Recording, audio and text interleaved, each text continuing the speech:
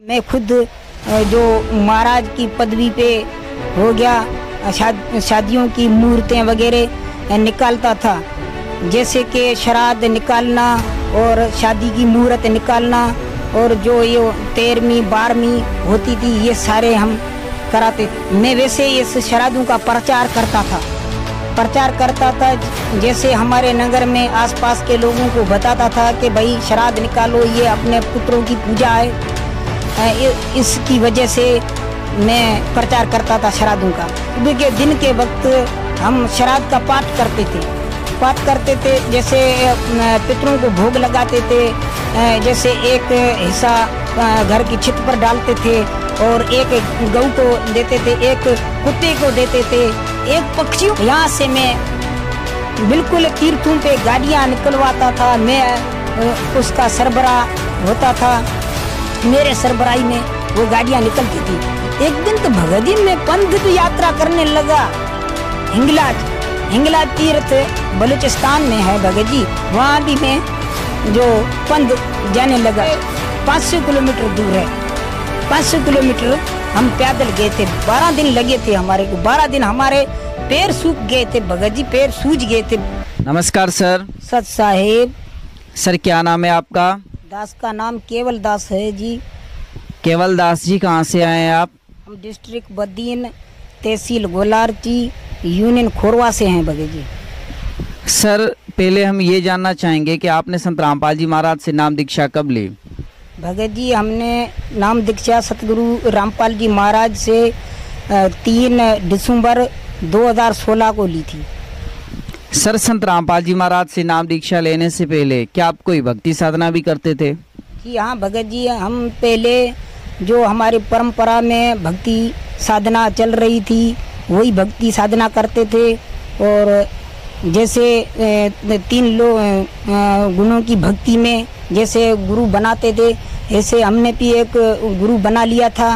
और उसकी शिक्षा से जैसे ये महाराज शादियां का मुहूर्त वगैरह निकालते थे, वो भी मैंने सीख लिया उस गुरु के माध्यम से। फिर मैं खुद जो महाराज की पदवी पे हो गया, शादियों की मूर्तें वगैरह निकालता था, जैसे कि श्राद्ध निकालना और शादी की मुहूर्त निकालना, और जो ये 13वीं 12वीं होती थी ये सारे हम कराते थे भगत जी। तो ऐसे एक दिन क्या हुआ, जो भगत जी श्राद्ध का महीना आया और मैं वैसे इस श्राद्धों का प्रचार करता था, जैसे हमारे नगर में आसपास के लोगों को बताता था कि भाई श्राद्ध निकालो, ये अपने पुत्रों की पूजा है। इसकी वजह से मैं प्रचार करता था श्राद्धों का। तो भगत जी हमारे 20 शिष्य भी हुए थे, इसके माध्यम से हमारे 20 शिष्य हुए थे। तो एक दिन मैं प्रचार कर रहा था, एक शिष्य ने मेरे को बोला कि मैं भी श्राद्ध निकलाऊंगा। तो मैंने उसको सामान का एक लंबा सा इतना सा चिट्ठा निकाल के दे दिया। तो उस भगत ने बेचारे सारा सामान लेकर जो भंडारे का भी व्यवस्था करवा दी। जो आसपास के पड़ोस के जो भगत जन थे, जो जैसे वो भक्ति करते थे एड़े उसी हिसाब से बुला लिए थे। मैं उसका गुरु था, मैं भी श्राद्ध निकालने के लिए वहाँ गया। तो 10-12 देग का खर्चा भी हुआ। जैसे सुबह के दिन के वक्त हम श्राद्ध का पाठ करते थे, जैसे पितरों को भोग लगाते थे, जैसे एक हिस्सा घर की छत पर डालते थे और एक गऊ को देते थे, एक कुत्ते को देते थे, एक पक्षियों को देते थे भगत जी। तो ऐसे मैंने पाठ किया। जो हम खास करके गीता जी का पाठ करते थे, 3 अध्याय गीता जी के 3 अध्याय का पाठ करते थे। जैसे ये क्रियाक्रम हमारे यहाँ चलती थी, वैसे मैंने यो क्रियाक्रम करा के और पाठ करवा के सारा जो भोग लगा के फारक हो गया और आ गया अपने गांव पे वापस।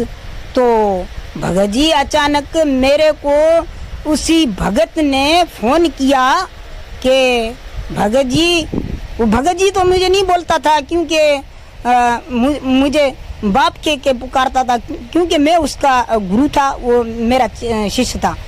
तो कहने लगा कि बाप जी हमारे यहाँ या जो मेरी एक बकरी थी दूध के लिए, बच्चों के लिए, वो बकरी मर गई।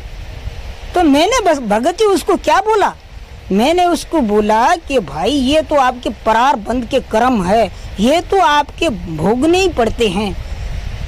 तो मुझे ये नहीं पता था कि भाई प्रारब्ध के कर्म भक्ति के माध्यम से कट जाते हैं, ये मालूम नहीं था। ये तो मालूम था सदगुरु रामपाल जी महाराज जी के ज्ञान की वजह से। पहले मैंने इसको ये बात कह दी कि भाई ये आपका प्रारब्ध का कर्म है, ये आपको भोगना पड़ता है।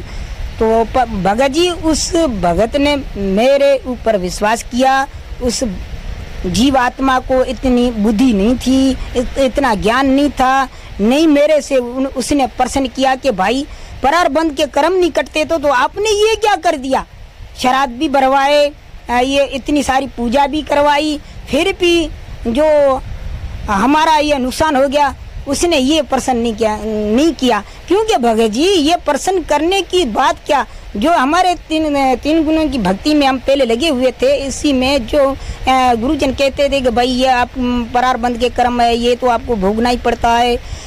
फिर सतगुरु रामपाल जी महाराज जी के ज्ञान के आधार से भगत जी ये पता चला कि परमात्मा घोर घोर पाप को भी नाश कर देते हैं, यानी 3 ताप को भी नाश करते थे, यानी भूत बाधा को, पितृ बाधा को, जो और जो समस्या है उसको भी परमात्मा की भक्ति से नाश किया जाता है। तो भगत इसी की वजह से हम ये और शादियों का मुहूर्त भी निकालते थे। मैं इतना तो भगत जी उन मुहूर्तों पे विश्वास नहीं करता था।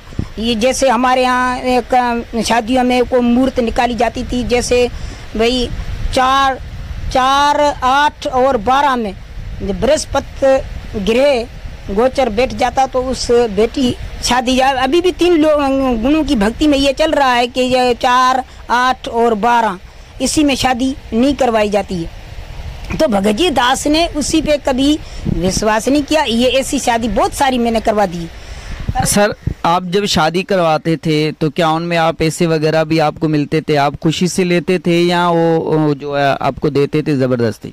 हाँ भगत जी, ये पैसे वगैरह हम लेते थे, जैसे कि मैं अपनी अच्छाई दिखाने के लिए कि भाई मैं लालची भगत नहीं हूँ, मैं लालची भगत नहीं हूँ, मैं मूर्त वगैरह ये निकाल देता हूँ, जो नामकरण या शादी वगैरह की मूर्त को निकालता था। तो हमारे पास खोरवा के इलाके से भगत खुशी खुशी से आते थे, क्यों कि मैं अपनी सफाई उसके देता था, ऐसे देता था। अंदर में लालच थी, बल्कि मैं उसको ऐसी सफाई देता था कि भगत जी क्या बात आप कर रहे हैं, कि मैं उसके कहता था कि भगत जी जैसे मैं लालची नहीं हूँ, मैं जो उसको खुश करने के लिए बहुत बड़ा लेक्चर देता था। तो इसी वजह से वो हमारे पास आते थे लोग शादियों का मुहूर्त वगैरह निकलवाने के लिए। भगत जी हम एक शादी करवाते थे तो कम से कम सब जो बारात में तमाम घट संख्या की वजह से भी 2000-2500 हम उस शादी करा के लेकर आते थे भगत जी।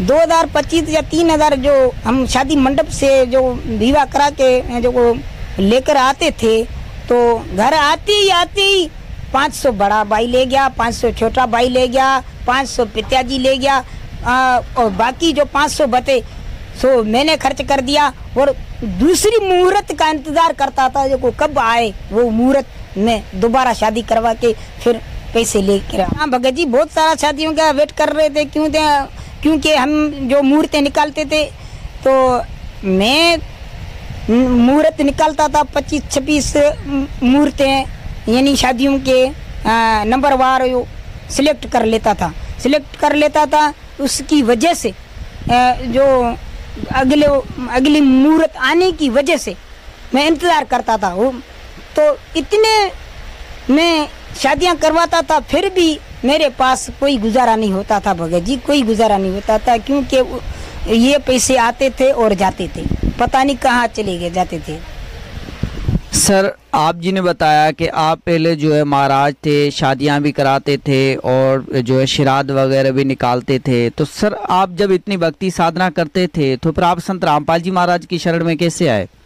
जी हाँ भगत जी, ये एक बहुत लंबी कहानी है, क्योंकि मैं महाराज भी था और ये 13वीं 12वीं जो होती थी उसमें भी जाता था, वो भी करवाता था। मिलजुल कर हम जो भगत लोग थे 3 गुणों के हिसाब से मिलजुल कर ये 13वीं 12वीं कराते थे। एक दिन क्या हुआ कि भगत जी मैं गया, एक 12वीं मृत्यु हो गई, मृत्यु का भोग पड़ने वाला, यानी हमारे यहाँ बारस भी बोलते हैं, बारस में चला गया। वहाँ बैठा तो मैं पढ़ा लिखा था भगत जी, उसकी वजह से जो भगत मेरी काफ़ी इज्जत करते थे, पास में बिठाया तो भगत जी हमारे में जो विकार भरे हुए थे ना, वो विकार कभी नहीं निकले थे, क्योंकि उस भगत के, जिस भगत के पास में बैठा था उसको भगुमा वस्त्र पहना हुआ था, वो चर्च के बीड़ी बना रहा था। तो मैंने भी उसके साथ में जाकर बैठा, ये निकाल लो आपकी मोबाइल में। तो भगत जी परमात्मा सतगुरु रामपाल जी महाराज जी की कृपा से हमने 2010 के 7 फाइल उस भगत के पास थे सत्संग के ऑडियो में, मैंने वो निकाल लिए भगत जी। मैंने जैसे भी गुरु महाराज का सत्संग सुना तो मैं अचरज में हो गया कि भाई हम क्या कर रहे हैं, ये महात्मा क्या बता रहा है। तो मैंने भगत जी जब वो सत्संग सुने, संत रामपाल जी महाराज जी के सत्संग थे ऑडियो में, उस बताते थे, उसमें मुझे एक बहुत बढ़िया बात अच्छी लगी भगत जी, एक बहुत बढ़िया बात अच्छी लगी। वो बात ये थी कि देखा देखी में गुरु शिष्य बन गया, न किया तत्व विचारा। देखा देखी में गुरु शिष्य बन गया, न किया तत्व विचारा। काल पंजारा ठोकेगा गुरु और शिष्य के दोनों के ऊपर। तो भगत जी मेरे यहाँ से तो बहुत मैं तड़पने लगा कि मैं क्या कर रहा हूँ, मैं तो देखा देखी में गुरु भी बन गया और शिष्य भी मनाने लगा हूँ। तो भगत जी मेरे पैरे तले जमीन खिसक गई। फिर भगत जी मैं सत्संग सुनने लगा और गीता जी से मिलान करने लगा। तो मेरा जो मैं 3 गुणों की भक्ति करता था और कराता था, तो उससे मेरा मन हटने लगा भगत जी। पहले तो मैं बहुत 3 गुणों की भक्ति में, जैसे तीर्थों पर जाना भगत जी, यहाँ हमारे ये तहसील खोरवा है, बदीन डिस्ट्रिक्ट गुलारची तहसील, उसके नज़दीक खोरवा यूनियन, यहाँ से मैं बिल्कुल तीर्थों पे गाड़ियाँ निकलवाता था, मैं उसका सरबराह होता था, मेरे सरबराही में वो गाड़ियाँ निकलती थी यहाँ से खोरवा से। एक दिन तो भगत जी मैं पंथ भी यात्रा करने लगा, हिंगलाज तीर्थ बलूचिस्तान में है भगत जी, वहाँ भी मैं जो पंथ जाने लगा। अच्छा, पैदल गए थे यहाँ से खोरवा से? कितने किलोमीटर दूर है यहाँ से? भगत जी यहाँ से 500 किलोमीटर दूर है, कराची से 250 किलोमीटर आगे, 250 किलोमीटर ये 500 किलोमीटर हम पैदल गए थे। 12 दिन लगे थे हमारे को, 12 दिन हमारे पैर सूख गए थे भगत जी, पैर सूज गए थे पंथ जाते जाते। तो भगत जी वहाँ से मैं पहले महाराज था, उसकी वजह से हमारी ये तस्वीर भी है, आपको दिखाना चाहते हैं हम। भगत जी ये जो तस्वीर है, ये दास की तस्वीर है। पहले मैं महाराज था, तीर्थों पे जाता था, सरबराही करता था, उसी हिंगलाज के जो मेला लगता है वहाँ पे मैंने ये तस्वीर, ये तस्वीर है मैंने खिंचवाई, ये साथ में जो भगत खड़ा है ये भी अब सतगुरु रामपाल जी महाराज के चरणों में है। माँ की दया से अब असीम रजा हो गई है, मालिक की दया से। उस ऑडियो सत्संग सुनने के बाद में गुरु जी ने ऐसी कृपा कर दी है जो अब परमात्मा के रंग में रंग गए हैं। पिछली जो हमारे क्रियाक्रम हम करते थे वो सारी हमने त्याग दी है भगत जी। सर संत रामपाल जी महाराज से नाम दीक्षा लेने के बाद क्या आपको कोई लाभ भी प्राप्त हुए? जी हाँ भगत जी, लाभ तो परमात्मा सतगुरु रामपाल जी महाराज जी से नाम दीक्षा लेने से पहले तो हमें बड़े से बड़ा ये लाभ हुआ कि हमको मोक्ष का रास्ता मिल गया, मोक्ष का मार्ग मिल गया। यानी हम दड़ा दो रहे थे, पता नहीं को तीर्थ पे जाना या कोई कहाँ पे जैसी भक्ति विधि में लगे हुए थे, उससे हमें संतोष नहीं हुआ। परमात्मा का ज्ञान और नाम उपदेश के बाद हमें ये पता चला कि हम अब सीधे मार्ग पर जा रहे हैं, मोक्ष का यही मार्ग है भगत जी। और एक मैं लाभ आपको सुनाना चाहता हूँ कि भगत जी बहुत बढ़िया लाभ मुझे प्राप्त हुआ। लोडर रिक्शा चलाता हूँ। एक दिन ऐसा हुआ कि भगत जी मैं हमारे यहाँ जो ज़मींदार हैं वहाँ काम करते हैं। भगत जी IM फार्मर, यानी हम खेती बाड़ी के काम करते हैं। तो उसी वजह से हमारे यहाँ सेठ यानी ज़मींदार हम बोलते हैं, उसकी और जो हम काम कर रहे, तो हमें सतगुरु रामपाल जी महाराज ने ये सिखाया है कि बेटा आप जहाँ भी लगे हुए वहाँ ईमानदारी से काम किया करो। हमें सतगुरु रामपाल जी महाराज ने यही सिखाया है। तो एक दिन क्या हुआ कि भगत जी हमें हमारे जो ज़मींदार थे उसने ये बताया कि बेटा जाओ अब फिल्टर वाटर से पानी भर के ले आओ। तो हम भगत जी हमारा लोडर रिक्शा जो स्टार्ट किया उसमें दास चलाने लगा और एक मेरे साथ एक बंदा मुसलमान भाई था, वो भी मेरे साथ बैठा। तो हम पानी भरने के लिए गए। हमारे नज़दीक जो शहर लगता है वहाँ से हम फिल्टर पानी के कैन जो भर के उसमें डालकर वापसी आ रहे थे। तो भगत जी 4-5 किलोमीटर हम उस शहर से रोड पे आ रहे थे तो अचानक मेरी जो गाड़ी है रिक्शा लोडर उसका टायर बस्ट हो गया। टायर बस्ट होने की वजह से रोड साफ था, भगत जी मैं थोड़ा स्पीड में भी था, तो पता नहीं था कैसे वो रिक्शा घूम गया, कल्टी हो गई, पता नहीं ऐसा जोरदार मेरा एक्सीडेंट हो गया कि मेरे साथ वाला जो भाई था उसकी डेड हो गई। सतगुरु रामपाल जी महाराज ने मुझ पर बड़ा एहसान कर दिया कि दास को चोटें थोड़ी सी बहुत आई पर मालिक ने ना जीवन दान दे दिया। कहते हैं कि संत शरण में आने से टरे बला, संत शरण में आने से टरे बला, जैसे मस्कत में सूली हो तो कांटे में टल जाए। तो भगत जी परमात्मा सतगुरु रामपाल जी महाराज ने इस तुच्छ जीव को जीवन दान दिया। और भी भगत जी परमात्मा कहते हैं कि सतगुरु जी का सुनिया एक विचार, सतगुरु जी का सुनिया एक विचार, जे सतगुरु मिलता नहीं तो जाता जम के द्वार, जम द्वार में धूत घने करते खेचा तान, इनसे कबू न छूटता फिरता चारों खान, कबीर चार खानी में भरम था कबू न लगता पार, सो फेरा सब मिट गया पर सतगुरु रामपाल जी महाराज के उपकार से भगत जी दास को नया जीवन दान मिला और परमात्मा ने असीम रजा कर दी है भगत जी, मालिक ने मेहर कर दी है भगत जी। ये तुच्छ जीव आज जो खड़ा है ना इस कैमरा के सामने, सो भगत जी उस परमात्मा की रजा से ही खड़ा है भगत जी। सर एक्सीडेंट कैसे हुआ था?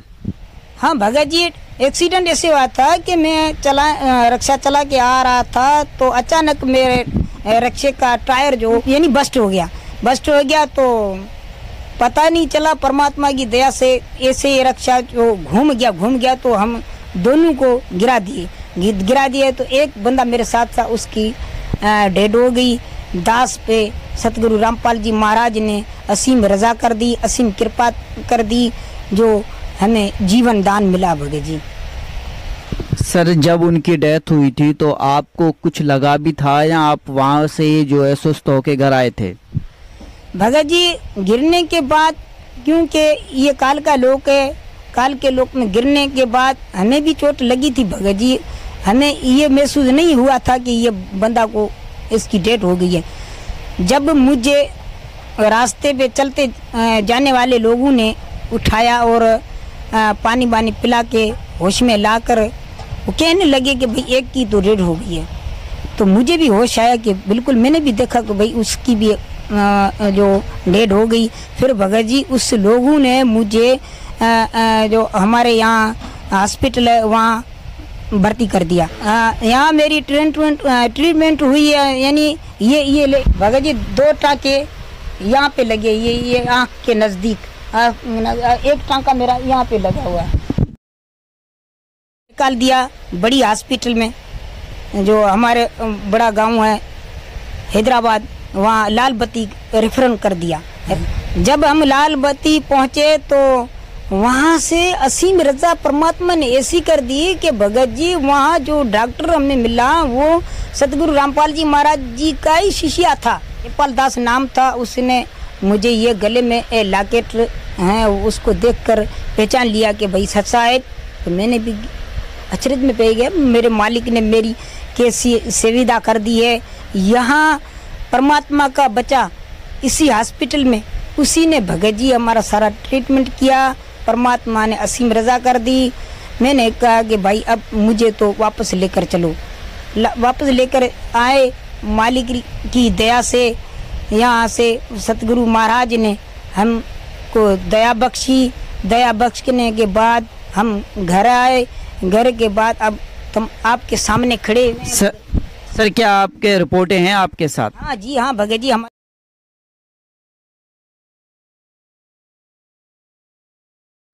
भगत जी ये जो हमारी रिपोर्ट है ये सिटी स्कैन कहते हैं। ये हमारे सारे मगज की है, एक्सीडेंट की वजह से जो लाल बत्ती में निकाली गई थी। तो परमात्मा ने असीम रजा कर दी है। भगत जी आपने ये हमारे रिपोर्ट ये सारे देखी, परमात्मा ने असीम रजा कर, सारे रिपोर्टें मिल रहा है मालिक की दया से। भगत जी अब परमात्मा की दया से हम बिल्कुल स्वस्थ हैं, कैमरा के सामने खड़े हैं, आज परमात्मा को गुणगान कर रहे हैं। बाकी जो ये जीवन मिला है सतगुरु महाराज जी की ओधार से ही मिला है भगत जी। सर क्या आपको और भी कोई लाभ प्राप्त हुए? हाँ भगत जी, परमात्मा का लाभ बहुत। इसके बाद तो दास से असीम रजा हो गई है, नवा जीवन दान मिल गया है। लाभ गिनाना चाहें तो परमात्मा का तो बहुत लाभ हुए हैं। जैसे अब हमारे जो पहले घर सही नहीं चलते थे, हम जो पैसे वगैरह जो शादी वगैरह में लेकर आते थे उससे हमारी जो कभी ज़रूरत पूरी नहीं होती थी। अब परमात्मा ने ऐसी रजा कर दी तो हमें सर्व सुख दे दिया है। मानसिक और आर्थिक हमारे दोनों जो सही चल रहे हैं। सर आप जी ने बताया कि आप पहले महाराज थे और आप जो है शादियां भी कराते थे और पितृ पूजाएं वगैरह भी कराते थे, श्राद्ध भी निकालते थे, और आप जो यहाँ से पैदल जो है मेलों में जाते थे। 500 किलोमीटर जो है आप यहाँ से पैदल भी जाते थे। सर जो अभी के जो महाराज हैं जो शादियां करा रहे हैं और जो है वहाँ पे मेलों पे पैदल जाते हैं, तो आप उनको क्या संदेश देना चाहते हैं? भगत जी दास तो संदेश तो क्या दे सकता है, दास करवद कर हाथ जोड़ के प्रार्थना कर सकता है कि मेरे भाई सतगुरु रामपाल जी महाराज परम पिता परमेश्वर के रूप में आए हुए हैं। सतगुरु महाराज जी का आप ज्ञान सुनो, ज्ञान सुने कर और हमारे जो जैसे गीता जी, 4 वेद, 18 पुराण, उसी से मिलान कराओ और महापुरुषों की जो वाणियाँ हैं उसी से मिलान कराओ। परमात्मा का आप एक बार ज्ञान सुनो, मालिक का ये तत्व ज्ञान सुनकर ये निर्णय लो कि हम सही जा रहे हैं या हम कहीं तो किसी का जीवन खराब तो नहीं कर रहे हैं। तो इसी वजह से मेरे जो साथ वाले जो महाराज थे या भगत जन जिसके साथ मैं जाया करता था, उसी से इस यानी कैमरा के माध्यम से, टीवी के माध्यम से मैं उसे बताना चाहता हूँ कि भाई आप सतगुरु रामपाल जी महाराज का ज्ञान सुनो और वेदों से मिलान कराओ। जो आपको सही लगे तो ज्ञान ग्रहण करो, जन्म मरण से पीछा छुटवाओ भाई। जन्म मरण से पीछा छुटवा के मरण जन्म का जो हमें जुगों तक ये वो रोग लगा हुआ है, उस रोग को निकलवाओ, छुटवाओ। जैसे हमारे असंख्य जन्म बीत गए हैं इसी परंपरा में लगे हुए, तो ये सुअवसर परमात्मा की विधि अनुसार मानव जन्म दुर्लभ है, ये मिले न वारंवार, जैसे तरवर से पत्ता टूट गिरे, बोर ही नहीं लगता डार। कहते हैं कि मानव जन्म पाकर जो न रटे हरि नाम, जैसे कुआ जल बिना बनवाया तो क्या काम। तो मेरे भाइयों से करवद से ये प्रार्थना है कि भाई मानव जन्म बीत जाने के बाद हमें चारों युगों तक ये मानव दही नहीं मिल सकती है, क्योंकि मानव दही का देवताओं ने भी बहुत बखान किया है। भगत जी, स्वर्ग में जो देवता रहते हैं उसी ने भी बहुत बखान किया। हम पहले से भी ये सुनते आ रहे हैं कि मानव दही अनमोल है, ये मिले न बारंबार। इसी दही के लिए देवता जो सीख रहे हैं स्वर्ग को छोड़कर यहाँ कहते हैं कि हम भी इंसान बने और मोक्ष का मार्ग जो मोक्ष करवाएं, इंसान बन के तत्व ज्ञान से, तत्व दर्शी संत से उपदेश लेकर जो मोक्ष को प्राप्त हो जाएं। तो भगत जी ये परमात्मा का अनमोल ज्ञान है। इसी ज्ञान के माध्यम से इसी सतगुरु रामपाल जी महाराज से उपदेश लेने से हमारा जन्म मरण का धीरज रोग हमें लगा हुआ है, जन्मों जन्मों तक वो हमारा मिट जाएगा। भगत जी यही हमारी प्रार्थना है। सर, संत रामपाल जी महाराज से नाम दीक्षा कैसे ली जा सकती है? हाँ भगत जी, सतगुरु रामपाल जी महाराज जी से नाम दीक्षा अब तो सतगुरु महाराज ने असीम रजा कर दी है। विभिन्न चैनल पर सतगुरु महाराज का सत्संग आता है। मशहूर साधना चैनल है, टीवी साधना टीवी चैनल है, वहाँ पे सतगुरु रामपाल जी महाराज का 7:08 तक सत्संग आता है। शाम 7 से 8 तक सत्संग आता है। वो मेरे भाइयों से ये प्रार्थना है कि वो आप सत्संग सुनो, और सुनने में से क्या हर्ज होती है, ज्ञान तो कहीं से मिले, वो सुनना चाहिए और परखना भी चाहिए। परखने के बाद परमात्मा से उपदेश लेना चाहिए। जैसे टीवी पे सत्संग चलता है, सत्संग के नीचे जो पीली पट्टी चलती है वहाँ पे नंबर दिए हुए हैं। इस नंबरों पे आप फ़ोन वगैरह करके पता लगा के कहाँ से सतगुरु रामपाल जी महाराज जी से दीक्षा ली जाती है, तो इसी नंबर से मिलान करके आप वो पता भी कर सकते हैं। निर्णय करना है कि हमें ये भक्ति करनी चाहिए, जन्म मरण से पीछा छुटवाना चाहिए। ठीक है ना भगत जी, मैं यही कह सकता हूँ भक्तों से। धन्यवाद सर। सत साहेब जय हो, बंदी चोर सतगुरुदेव की जय हो। सत साहेब।